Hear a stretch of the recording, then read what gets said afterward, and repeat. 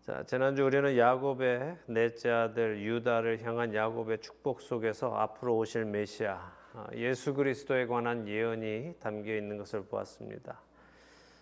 비록 그들은 메시아가 오셔서 어떻게 구체적으로 자기 백성을 구원하실지 그 방법은 알지 못했습니다. 그러니까 야곱은 물론, 아브라함도 물론, 이삭도 물론, 그리고 그 후로 오는 모든 선지자들이 구체적으로 하나님께서 어떻게 자기 백성을 구원하실지 그 방법은 알지 못했습니다. 그러나 한 가지 그들이 분명히 아는 것은 하나님께서 준비하신 그 메시아가 이 땅에 오셔서 자신들의 모든 아픔과 슬픔과 어려움을 해결해 주시고 영원한 에덴 동산을 다시 회복시켜 주실 것이라는 그 사실 하나는 알고 있었습니다. 근데 우리는 예수님이 오신 그 다음에 살고 있기 때문에 이 구약 성경을 보면서도 이 성경이 곧 예수님에 대해서 설명하고 있다는 것을 우리는 분명히 볼 수 있습니다. 근데 구약의 많은 의인들은 그 사실을 보지 못했다는 것을 우리는 잘 모릅니다. 사실 사람들은 그것을 보지 못했습니다. 구약의 인물들은 자기들이 선지자로서 하나님의 말씀을 받아서 선포를 하면서도 이 말이 무슨 의미인지 잘 모르는 사람들도 많았습니다. 그런데 우리는 안단 말입니다. 이게 얼마나 큰 축복인지 아시기를 바랍니다. 그들이 보지 못했던 그것을 하나님께서 이제 때가 차서 우리에게 그 구원의 비밀을 보여주시니 이것이 얼마나 감사한 일인지, 이것이 얼마나 큰 복인지 알게 되시기를 바랍니다. 복이라고 생각하세요? 복인 것 같으세요? 누가복음 10장을 한번 펴보시기 바랍니다. 누가복음 10장. 누가복음 10장 23절과 24절 우리 함께 보도록 하겠습니다. 누가복음 10장 23절 24절 함께 읽어볼까요? 제자들을 돌아보시며 조용히 이르시되 너희가 보는 것을 보는 눈은 복이 있도다.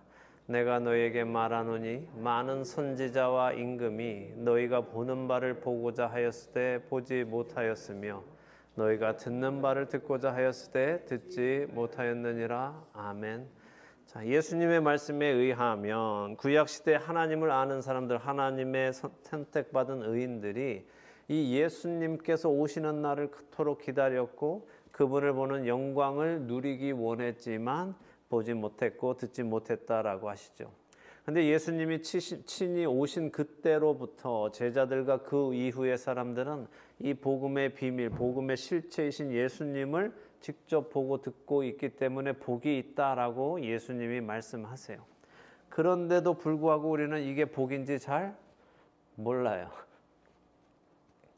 첫째는 우리가 성경을 잘 몰라서 이게 복인 줄을 모릅니다. 구약 성경이 얼마나 이 오실 예수님에 대해 처음부터 설명하고 계시는지 잘 모르니까 별로 기다려지지도 않고 예수님이 오신 것이 그렇게 고대하던 예수님이 오신 것이라는 그 기대도 별로 없습니다. 둘째는 우리가 많은 것을 가지고 있어서 많은 것을 가지고 있으면 내가 가지고 있는 그것들이 복인지 잘 모를 때가 많기 때문입니다. 그것이 없어져 볼 때 비로소 우리는 그것이 복이었었다 하는 것을 깨닫게 되죠. 우리가 바라보는 이 예수님을 보고자 했어도 보지 못했던 수많은 구약의 하나님의 사람들이 우리를 부러워한다는 사실을 좀 아시면 좋겠어요. 이 은혜가 깨달아지는 우리가 되기를 바랍니다. 오늘 우리는 야곱이 또 다른 아들들에게 앞으로 당할 일을 말해주는 가운데 오실 예수님을 증언하는 또 다른 구절을 보려고 합니다. 이미 우리는 지난주 유다를 향한 예언 속에서 오실 예수님의 모습을 보았죠. 오늘 함께 읽을 본문 안에서 야곱은 오실 예수님을 또 증언하고 있습니다. 본문을 읽어보겠습니다. 창세기 49장 13절에서 18절입니다. 스불론은 해변에 거주하리니 그곳은 배 매는 해변이라. 그의 경계가 시돈까지 이르로다. 이사가는 양의 우리 사이에 꿇어 앉은 건장한 나귀로다. 그는 쉴 곳을 보고 좋게 여기며 토지를 보고 아름답게 여기며 어깨를 내려 짐을 메고 압제 아래에서 섬기리로다.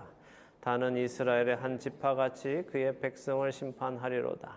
다는 길섭의 뱀이요 샛길의 독사로다. 말굽을 물어서 그 탄 자를 뒤로 떨어지게 하리로다. 여호와여, 나는 주의 구원을 기다리나. 아멘. 자, 야곱의 10번째 아들인 스불론에 관한 말씀이 먼저 13절에 나오는데, 그는 해변에 거주한다라고 했습니다. 배를 매는 해변이라고 했죠. 자, 근데 여호수아서를 보면 가나안 땅에 들어가서 이제 12지파가 땅을 분배받잖아요.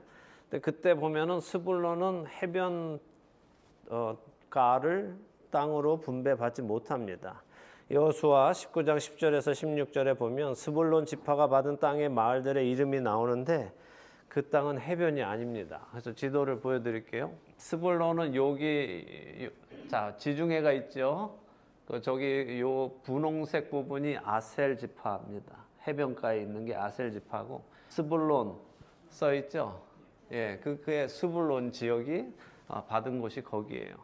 그러니까 해변도 아니고 이쪽 강가나 갈릴리 호수도 아니고 그 중간에 있는 땅이 있는 그냥 지역이죠. 그래서 지금 이 야곱이 스불론에게 예언해 주는 땅은 스불론 지파의 땅이라기보다 아셀 지파의 땅에 더 가깝습니다. 배를 매는 해변에 있으니까요. 그리고 구약 속에서 스불론 지파는 이 해변의 땅을 한 번도 소유해 본 적이 없습니다. 그럼 이게 어떻게 되는 것일까요? 야곱의 예언이 틀린 것일까요? 혹시 스불론 지파가 어떤 잘못을 해서 그들에게도 레위 지파처럼 했던 예언이 뒤바뀌는 일이 생긴 것일까요? 그게 아니라 우리가 성경을 읽을 때, 또 성경을 공부할 때 실수하는 한 가지가 있는데, 그것은 구약의 예언들이 다 이루어졌다라고 생각하는 거예요. 이제 이루어질 예언은 요한계시록만 남았다라고 생각하는 것이 우리의 실수입니다. 그렇지 않습니다. 구약 성경이든 신약 성경이든 아직 이루어지지 않은 많은 말씀들이 남아 있다는 것을 아셔야 합니다. 그리고 하나님의 말씀은 하나도 땅에 떨어지지 않는다는 것도 여러분이 아셔야 합니다. 하나님의 말씀은 하나도 땅에 떨어지지 않고 모든 것을 다 반드시 이루십니다. 그렇다면 스불론이 해변의 땅을 얻는 것이 아직까지 이루어지지 않았다면 이건 무슨 말씀이에요? 앞으로 일어날 일이라는 거예요. 사실 약속의 땅에 이스라엘 백성이 들어갔을 때 그 땅을 하나님의 뜻처럼, 하나님이 주시고자 했던 것처럼 모두 점령하지 못했었습니다. 일부는 점령하고 일부는 점령하지 못했고, 일부는 내쫓고 일부는 오히려 자기들이 내쫓임을 받았고, 오히려 산으로 도망가서 숨어 살고, 이런 일들이 있었죠. 결국 그 모든 예언은, 하나님께서 하시겠다고 했던 그 모든 예언은 앞으로 오시는 예수님, 다시 오실 그 예수님이 오셔서 완전하게 이루실 것이다 라는 것을 우리는 생각해야 하는 것입니다. 우리가 기억해야 할 것은 예수님이 왕으로 오셔서 온 세상을 정리하시고 다스리시는 그때가 올 때까지 역사는 이 하나님의 말씀의 예언의 반복이 계속적으로 일어난다는 거예요. 그리고 이 반복을 통해서 우리는 점점 더 실체에 다가가게 된다는 것입니다. 이것은 예언이 빗나간 것이 아니라 예언이 앞으로 성취될 것이다 라는 믿음을 가지시기 바랍니다. 자, 스불론의 예언 이후에 이사갈에 대한 예언이 나오는데 야곱의 9번째 아들입니다. 이사갈은 건장한 나귀인데 양의 우리 사이에 꿇어 앉아 있다라고 하시죠. 그리고 그는 쉴 곳을 보고 좋게 여기고 토지를 보고 아름답게 여긴다라고 했습니다. 자, 이 스불론에 대한 예언은 읽어보시니까 어떻습니까? 좋은 예언입니까? 나쁜 예언입니까? 자, 이게 언뜻 들으면 이사갈이 건장한 나귀고 양의 우리 사이에 있고 쉴 곳을 보고 좋게 여기고 토지를 보고 아름답게 여기고 다 좋은 것처럼 들려요. 근데 이사갈에게 주는 이 말씀은 이사갈 지파는 힘이 있는 건장한 나귀와 같은 지파라는 거예요. 힘이 있는데도 불구하고 이 이사갈은 일하기를 싫어하는 게으른 자다라는 말씀이에요. 그냥 양 우리 사이에 앉아서 움직이지 않고 쉬는 것이나 좋아하고 고생하며 땅을 개척하기보다 남의 좋은 땅 보고 그 아래서 빌부터 먹고 살 것이다 라는 말씀입니다. 안타깝죠? 힘이 있고 힘이 있어서 자신에게 주어진 것들을 잘 개척하면서 누리면서 살아갈 수 있는데 게을러서 자신에게 주어진 그 축복을 누리지 못하고 산다는 것이 말입니다. 실제로 이사갈 지파는 이스라엘에서 가장 농사짓기 좋은 갈릴리 남부 평야를 받았어요. 아까 지도 사진 보여드렸을 때 그 갈릴리 호수 바로 왼쪽 서쪽의 땅이 이사갈의 땅입니다. 저기 이제 스불론 옆으로 핑크색 있죠? 거기가 이사갈 땅입니다. 그러니까 얼마나 땅이 좋고 물이 좋고 했었습니까? 그런데도 불구하고 이 이사갈 지파는 그냥 그 지역 사람들 사이에 끼어서 결국에는 상당 부분 그 가나안 사람들 압제 속에서 살다가 가나안 사람들에게 흡수되었다라고 학자들은 봅니다. 안타까운 일이죠. 자, 이제 단 지파의 예언을 보겠습니다. 야곱의 5번째 아들인데 단이라는 의미가 뭐예요? 단, 심판, 재판, 그죠? 우리가 다니엘 할 때 그 단입니다. 자, 야곱은 단의 이름답게 그가 이스라엘 백성을 심판할 것이다라고 하십니다. 그 특이하게도 야곱이 단 지파에게 예언을 하는데 이 예언은 단 지파 전체를 향한 예언이 아니라 단 지파에서 나오는 한 사람을 두고 예언하는 거예요. 그 사람이 누굴까요? 바로 사사시대의 심판자, 재판관이었던 사사였던 삼손입니다. 자, 삼손에 관해서는 저하고 사사기 공부하신 분들은 다 잘 아실 겁니다. 삼손은 세간의 사람들에게 알려져 있듯이 술 좋아하고 여자 좋아하고 망나니 같은 사람이 아니었습니다. 그것은 헐리우드 영화가 만들어낸 상업적인 삼손의 모습이지 성경이 말씀하시는 삼손의 모습은 아닙니다. 16절의 말씀처럼 삼손은 재판관이 되어서 그의 백성을 다스리고 심판했습니다. 17절의 말씀처럼 그는 이스라엘의 대적을 공격하여 쓰러뜨렸습니다. 그가 뱀같이 숨었다가 그 블레셋을 공격한 것을 의미하죠. 자, 삼손은 오실 예수님의 예표입니다. 오실 예수님의 모형입니다. 만일 여러분이 삼손에 대해 헐리우드가 만들어낸 상업적인 고정관념을 가지고 계시다면 오늘 이 시간 다 내려놓으시고 지금부터 제가 해드리는 성경 속의 삼손으로 바꾸시기를 바랍니다. 삼손의 이름의 의미는 작은 태양입니다. 작은 빛입니다. 예수님은 참 빛이십니다. 그분이 온전한 빛이시죠. 그래서 온전한 그 빛 앞에 왔던 작은 빛, 예수님을 보여주는 예표하는 작은 빛이 삼손이었습니다. 자, 삼손이 태어나기 전에 천사가 와서 그의 부모에게 임신할 것을 알리면서 뭐라고 합니까? 삼손이 블레셋 사람의 손에서 이스라엘을 구원하기 시작할 것이다 라고 말해줍니다. 구원을 완성한다가 아니라 구원을 시작할 것이다 라고 말하죠. 예수님이 태어나시기 전에 천사가 와서 육신의 부모에게 임신 소식을 알리면서 이 이름을 예수라 하라. 그가 자기 백성을 자기 죄에서 구원할 것이다 라고 합니다. 자, 구원의 시작은 삼손이 했고 구원의 완성은 예수 그리스도께서 하시는 것입니다.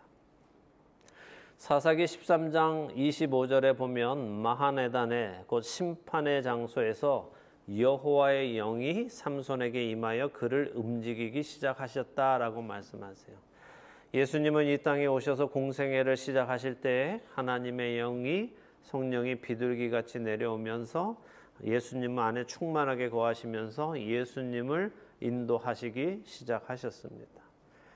여호와의 영이 삼손에게 임하고 그를 움직이자 삼손은 딥나라는 블레셋 사람의 지역에 들어가서 한 여인을 보고 그 여인과 결혼을 하기로 결정했습니다. 그리고는 돌아와서 부모에게 그 여인과 결혼을 하도록 해주시라고 부탁을 하죠.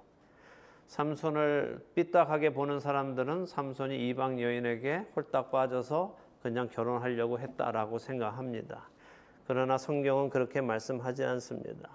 삼손의 부모는 왜 이스라엘 백성 놔두고 이방 여인과 결혼을 하려 하느냐 하면서 그를 책망하지만 삼손은 내가 그 여자를 좋아하오니 나를 위하여 그 여자를 데려오소서라고 합니다.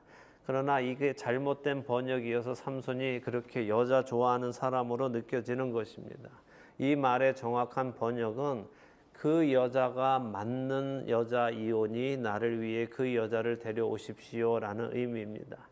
다시 말해 삼손은 지금 그 여자를 정욕적으로 눈의 안목으로 보고 좋아하는 것이 아니라 지금 자신을 움직이고 계시는 하나님의 영의 뜻에 맞는 여인이 저 여인이기 때문에 결혼해야 합니다라고 말하고 있는 것입니다.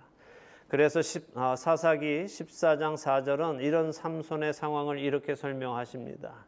그때 블레셋 사람이 이스라엘을 다스린 까닭에 삼손이 틈을 타서 블레셋 사람을 치려 함이었으나 그의 부모는 이 일이 여호와께로부터 나온 것인 줄은 알지 못하였더라. 블레셋의 특정 여인과 결혼을 하려는 이유는 그녀가 좋아서가 아니라 이 여인과 결혼을 하는 과정 속에서 틈을 타서 블레셋 사람을 치려고 한 것이었고 이 계획은 하나님께로부터 온 것임을 그의 부모조차도 알지 못했다라고 성경은 말씀하십니다. 삼손은 하나님의 뜻을 이루기 위해 자기 부모도 이해하지 못하는 일을 해야 했던 외로운 사사입니다. 삼손의 설득에 부모는 하는 수 없이 딥나로 내려가서 그녀와 약혼을 하려 합니다. 딥나로 함께 내려가던 중 그들은 포도원을 만납니다. 그리고 그곳에서 헤어집니다. 포도원을 가로질러 가면은 딥나가 나옵니다. 지름길이에요. 그런데 삼손은 나실인이기 때문에 포도원 안에를 들어갈 수 없습니다. 그래서 부모님만 포도원을 통과시키고 삼손은 포도원을 뺑 돌아서 포도원 밖으로 돌아가는 것입니다. 그래서 함께 갔는데도 사자는 삼손만 만나게 되는 것입니다. 그곳에서 그는 젊은 사자, 힘 있는 사자를 만났습니다. 그리고 그때 하나님의 영이 삼손에게 강하게 임하여 그에게 힘을 주셨고 삼손은 아무런 무기도 없이 그 사자를 염소 새끼 찢는 것 같이 찢었다라고 기록하십니다. 삼손은 우리 생각처럼 또 헐리우드 영화가 보여주는 것처럼 근육이 울퉁불퉁한 그런 사람이 아닙니다.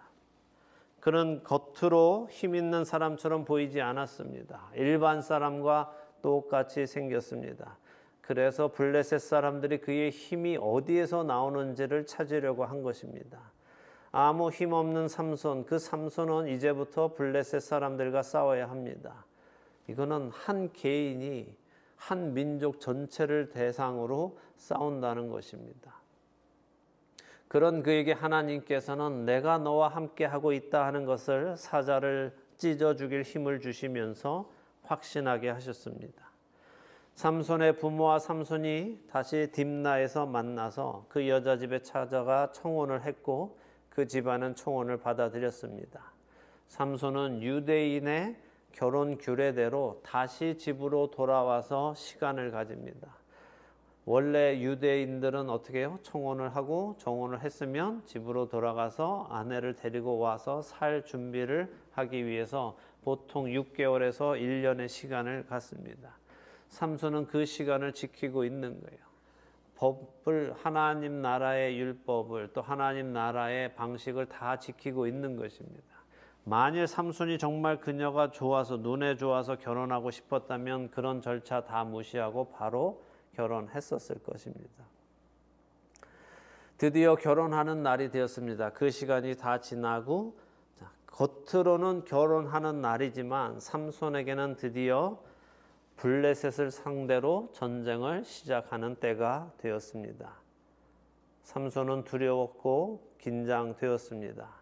그래서 다시 부모님과 함께 딥나로 내려가던 중 부모님은 포도원을 가로질러 가시고 자기는 포도원 곁을 지나다가 지난번에 죽였던 사자를 보러 갑니다. 왜 그는 사자를 보러 갔을까요? 그것은 지난번에 자신에게 힘을 주셨던 그 하나님을 경험했던 장소를 다시 찾아가서 자신에게 주어진 사명을 감당할 결단을 하기 위해서입니다. 근데 그렇게 갔더니 사자의 몸에 벌떼와 꿀이 있었다고 기록하십니다. 벌떼가 사자의 몸에 꿀을 모아 놓은 것입니다. 성경에서 꿀은 하나님의 축복을 상징하고 하나님이 공급하신다 함을 표현합니다. 젖과 꿀이 흐르는 땅이라는 것은 하나님이 그 땅에 복을 주시고 하나님께서 그 땅에서 모든 것을 채워주신다라는 의미입니다. 특별히 여기 사자의 몸에 벌떼와 꿀이 있었다라고 하는 원문을 보면 벌떼에 아다데보림이라는 표현을 썼습니다. 사실 벌떼의 원어 히브리어는 데보림입니다. 이게 복수형이에요. 그래서 벌떼들입니다. 그런데 앞에 아다라는 히브리어를 붙였습니다. 아다데보림은 성경 전체에서 딱 여기 한 번만 사용됩니다. 아다라는 이 히브리 말의 의미는 뭘까요? 구약에서 이 아다라는 단어는 하나님의 회중, 다시 말해 하나님께서 모으시는 백성이라는 의미입니다. 그러니까 아다데보림, 벌떼라는 이 말의 의미는 사자의 몸에 있는 이 꿀은 자연현상으로 이루어진 것이 아니라 하나님께서 그 벌떼를 모으셔서 그곳에 꿀을 준비하여 블레셋과의 전투를 앞둔 삼손의 마음에 용기와 확신을 주시기 위해 준비하신 것이다 라는 의미입니다. 삼손은 그것을 알았기에 그 꿀을 떠서 먹었고 자기 부모님에게도 그 하나님의 보호하심이 있기를 소망하며 가져다 드려서 먹게 했습니다. 그리고 자신이 원치 않는 그 결혼, 그러나 하나님의 뜻을 이루기 위해 하는 그 결혼식을 올립니다. 그리고 그곳에서 수수께끼 하나를 냅니다. 삼손의 원래 계획은 수수께끼를 내고 아무도 그 답을 맞추지 못하면 그들로부터 베옷 30벌과 겉옷 30벌을 빼앗는 것이 계획이었어요. 그러면 그렇게 빼앗는 과정 중에서 다툼이 일어나면 전쟁을 시작하려고 했지요. 그런데 삼손의 신부가 내기를 한 사람들에게 협박을 당했고 결국 그녀는 삼손에게 눈물로 간청해서 답을 알아냈습니다. 내기를 한 사람들은 삼손을 조롱하면서 답을 말했습니다. 삼손은 그들이 자신의 아내를 닥달해서 답을 알아낸 것이라며 그것을 빌미로 싸움을 시작하려고 했어요. 그런데 그때 하나님의 영이 삼손에게 갑자기 임하셨다고 사사기 14장 19절은 말씀하십니다. 그래서 그는 하려던 싸움을 멈추고 아스글론이라는 곳으로 내려가서 블레셋 사람 30명을 쳐 죽이고는 그들의 옷을 가져다가 내기한 사람들에게 주고 자신은 자신의 집으로 돌아갔습니다. 그 후에 삼손은 다시 처가집으로 내려갔는데 가보니 자신의 아내를 장인이 다른 남자에게 시집 보낸 것을 알게 되었습니다.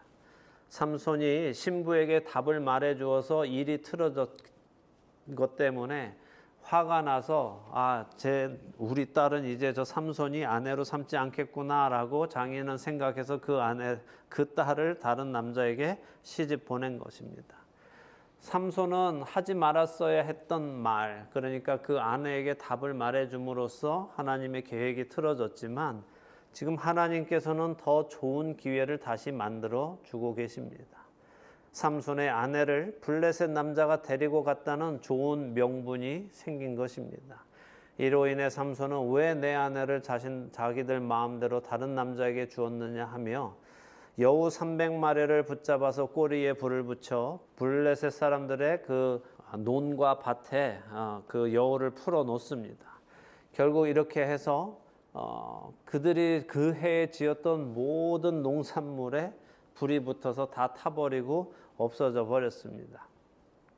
황당한 일이 생기자 블레셋 사람들이 자초지종을 알아봤습니다. 누가 이런 짓을 했느냐라고 알아봤더니 삼손이 했는데, 삼손이 그렇게 한 이유가 장인이 삼손의 아내를 다른 사람에게 시집 보내서 삼손이 화가 나서 이렇게 했다라는 것을 알아내고는 이 블레셋 사람들이 삼손의 처갓집 사람들을 데려다가 불태워 죽였습니다.